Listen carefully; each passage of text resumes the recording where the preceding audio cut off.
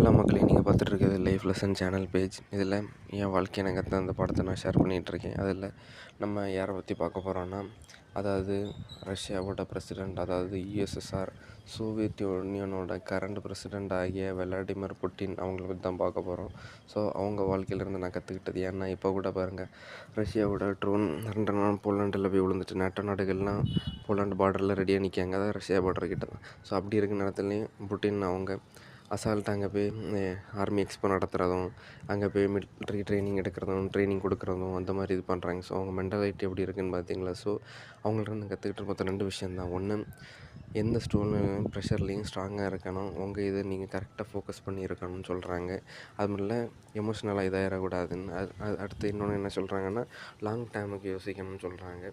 So சின்ன இது இல்லாமல் லாங் டேர்ம், இப்போதைய நாளைக்குள்ள ரிசல்ட் எதிர்பார்க்காம 10 வருஷத்தில் என்ன ரிசல்ட் கிடைக்குன்னு சொல்லி அப்படி எதிர்பார்த்து சொல்கிறாங்க. அது மட்டும் இல்லை, ரொம்ப கன்சிஸ்டண்டாக ஃபோக்கஸாகவும் இருக்குன்னு சொல்கிறாங்க. ஸோ இது நம்ம ரஷ்யா புட்டின் தலைவர்கிட்ட நான் கற்றுக்கிட்டது. இது உங்களுக்கு யூஸ்ஃபுல்லாக இருக்கும்னு நினைக்கிறேன்.